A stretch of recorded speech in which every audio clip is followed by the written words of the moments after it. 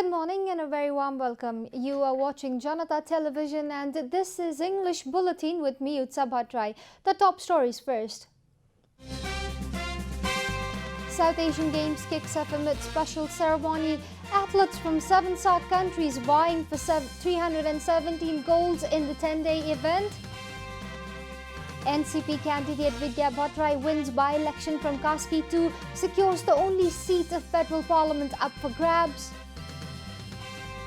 7 die in road accident in Sunsari, 5 workers buried in Pokhara.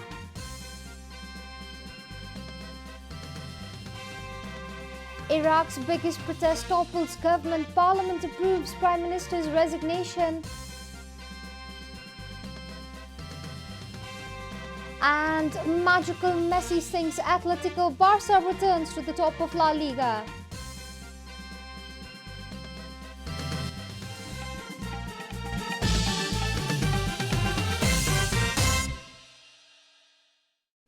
And now the news in detail. The 13th edition of South Asian Games has officially kicked off in the capital. President Vidya Devi Bhandari inaugurated the 10-day event amid a function at the Dashrath Stadium yesterday. During the inauguration, Nepal Olympic Committee President Ajivan Ram Shrestha said this regional games will help foster friendly relations between the SAARC nation. Minister for Youth and Sports Jagat Vishwakarma said SAARC is an effective medium to promote the country's tourism industry. Meanwhile, Deputy Prime Minister Ishwar Pokhrel said that the government had kept SAARC in top priority after Nepal was announced the host of the regional games in 2016. Olympian Deepak Bista lit the flames of the SAARC at the stadium.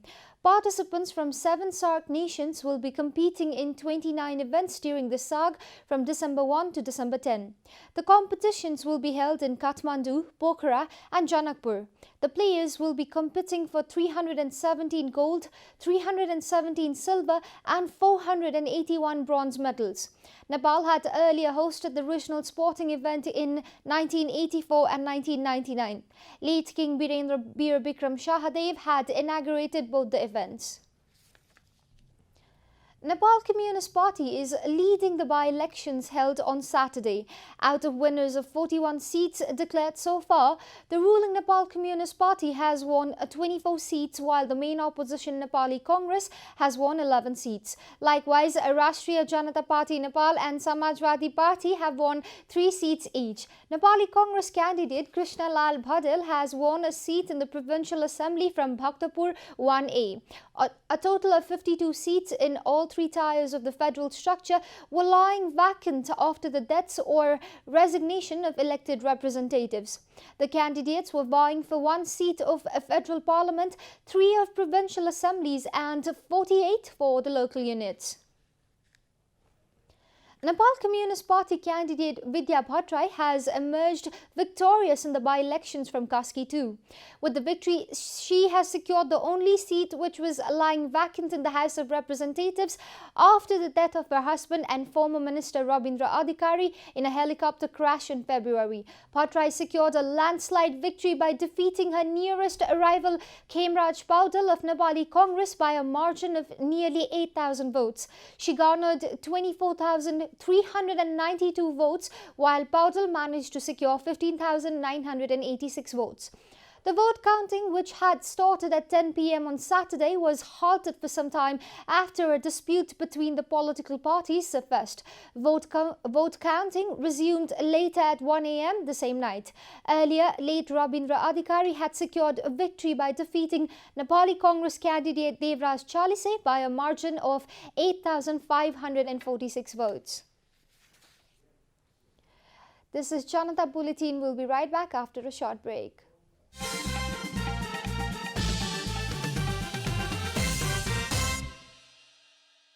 Welcome back after the break. We continue with other national news.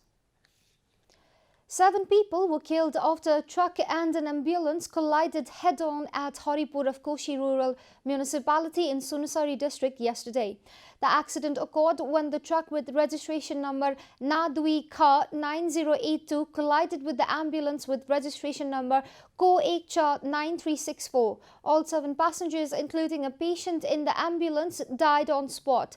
The deceased have been identified as Rajesh Danwar, Durga Dhan Rai, Tekendra Rai, Tula Bahadur Rai, Mukesh Rai, Dinesh Rai and Shivamaya Rai of Triyuga Municipality, Udaipur.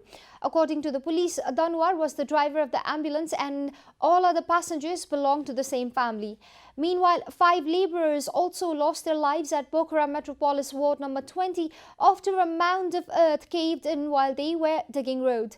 The deceased have been identified as Towan Basnet, Chogendra Burathoki, Gamesh Wali, Simlal Wali and Jeet Bahadur Basnet. Chairman of ruling Nepal Communist Party Pushpa Kamal Dahal has said he will take the moral responsibility of all the good and bad events that occurred during the Maoist insurgency. During the 17th memorial of dead NCP and UML leader Budiman Pakrin at party office Thumbarai, Kathmandu, Chairman Dahal stated that he is ready to bear the responsibility of all events that took place during the insurgency. Pakrin had lost his life during the insurgency. Talking to reporters, Chairman Dahal said he has been making continuous effort for the appointment of commissioners and members of the Truth and Reconciliation Commission and the Commission of Investigation on Enforced Disappearance Persons to take the peace process to a logical end. Dahal said he decided to take full responsibility of insurgency as the chairman of the party that led the People's War.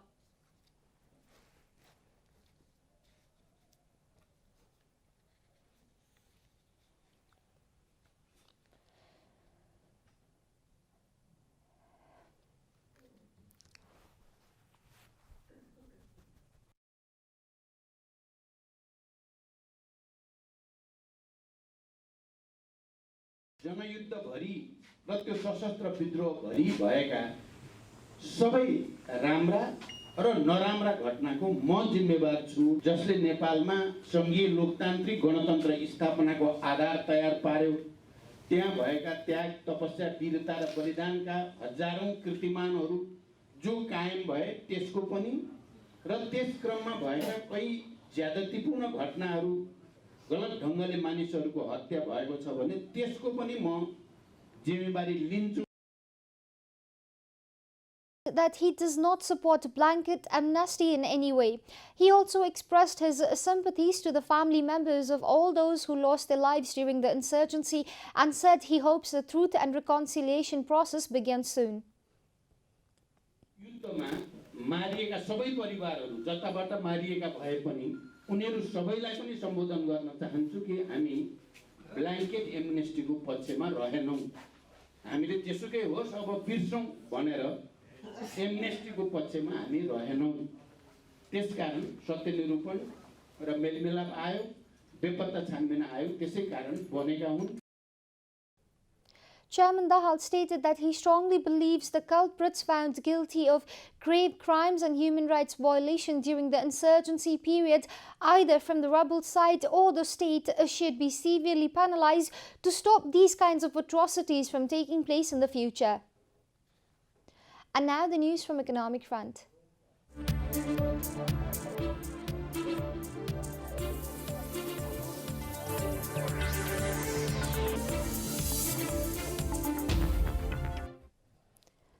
Minister for Industry, Commerce and Supplies Lekhraj Bhatta has sought explanation from Nepali industrialists on why the price of sugar produced in Nepal is higher than the ones imported from India. Minister Bhatta said he will end the malpractices existing in the sugar industry, where sugarcane farmers do not receive enough price for their products, but industrialists charge high prices for the consumers. Talking to the office bearers of the Confederation of Nepalese Industries, Minister Bhatta said although sugar is inexpensive in India, Indian sugar farmers receive more money than the Nepali farmers. Minister Bhatta lamented that the dishonesty of industrialists has resulted in late payment for the farmers. He also accused the industries of failing to pay the electricity dues intentionally.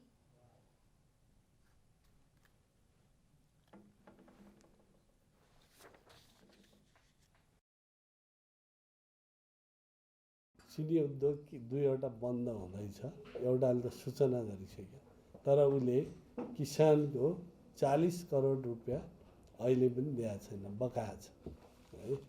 यो के हो भन्ने कुरो अब तपाईँहरू किन यो भइरहेछ भन्ने तपाईँहरूबाट आउनु पर्यो। Minister Bhatta also requested the industrialist to come to the ministry with solutions for tackling any problem instead of blaming the government for the problems.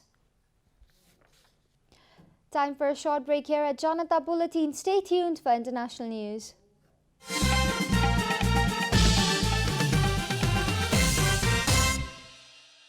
Welcome back, and now the international news.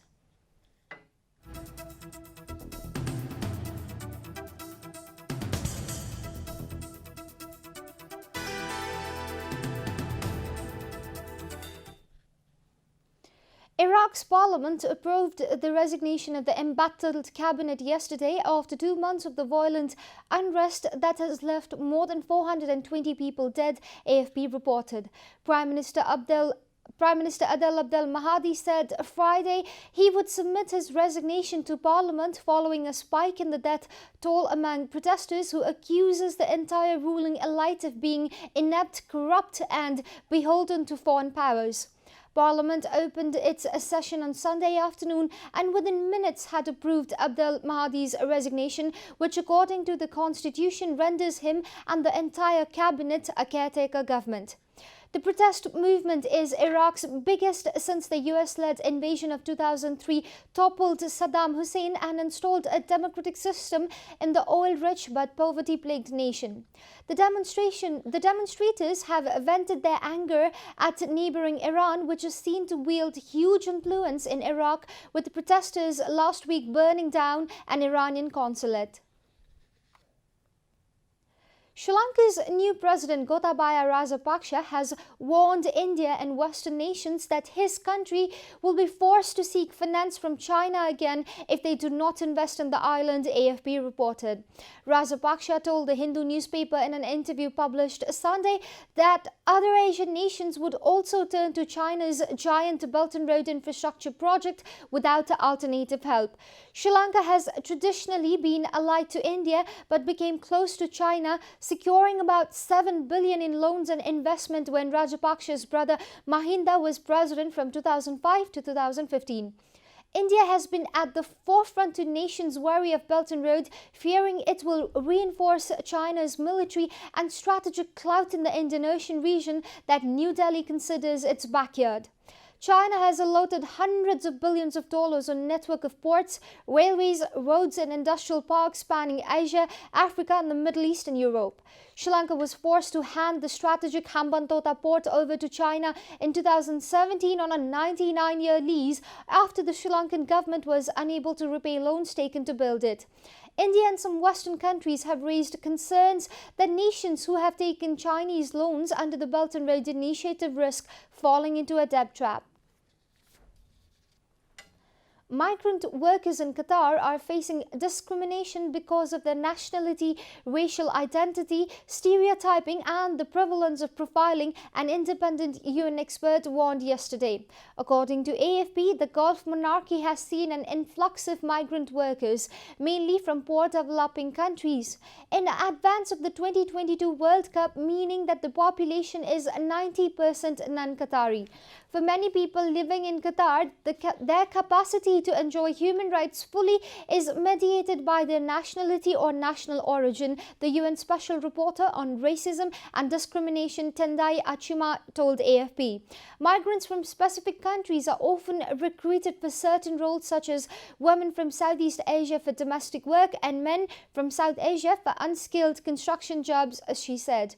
Very few migrant workers ever qualify for permanent residency and almost none achieve citizenship and the welfare benefits enjoyed by the Qataris.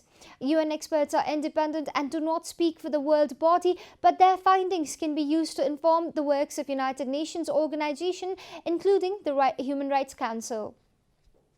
You are watching Janata Bulletin, and now the latest from the world of sports.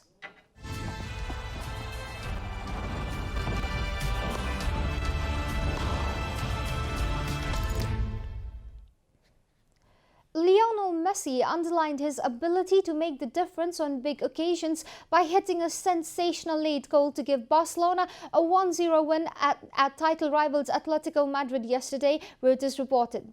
With the victory, champions Barca reclaimed top spot in La Liga from Real Madrid. The Argentine, playing his 701st games for Barca, settled a pulsating and tense encounter in the 86th minute by playing a 1-2 with Luis Suarez and guiding the ball into the bottom corner. It was Messi's 30th goal in 39 competitive games against Atletico and inflicted a first home defeat on Diego Simeone's side since they were beaten by Real Madrid at the Wanda Metropolitan in February. Messi's strike saw Barca return to the top of the standings with 31 points after 14 games ahead of Real Madrid on goal difference, while Atletico were left in 6th spot on 25 points. In Italy, Cristiano Ronaldo scored his Juventus goal since October to rescue a 2-2 draw against Sassuolo as the Italian champions surrendered first place in Serie A to Inter Milan. Elsewhere, Emerick Aubameyang once again rescued Arsenal as his brace earned them a 2-2 draw at Norwich City in the English Premier League. French midfielder Franck Ribéry suffered serious ligament damage to his right ankle in Saturday's Serie A game against Lecce, his club Fiorentina confirmed yesterday. Ribéry, 36, had to be helped off the pitch just before halftime after Greek midfielder Panagiotis Tshidi's sliding tackle left the French veteran in agony, AFP reported. Test revealed damage to the medial collateral ligament of the right ankle, the club said, adding his condition would be reassessed in the coming days. The club did not reveal how long the former Bayern Munich player would be out for, but according to Italian media reports, he could be sidelined until after Christmas.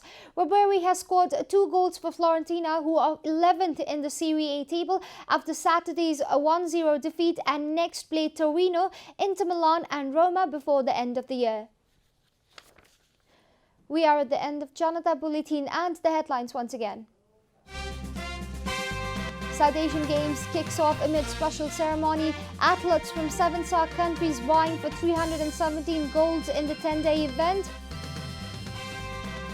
NCP candidate Vidya Bhattarai wins by election from Kaski 2, secures the only seat of federal parliament up for grabs.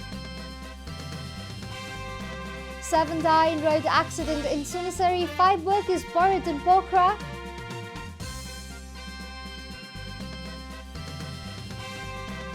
Iraq's biggest protest topples government, parliament approves prime minister's resignation.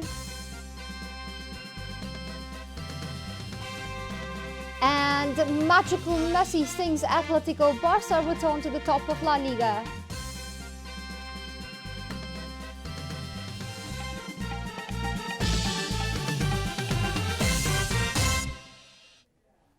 And that's all from the English News Desk for today. You can follow Janata Television and our programs on various social media platforms, including on our website janatasamachar.com.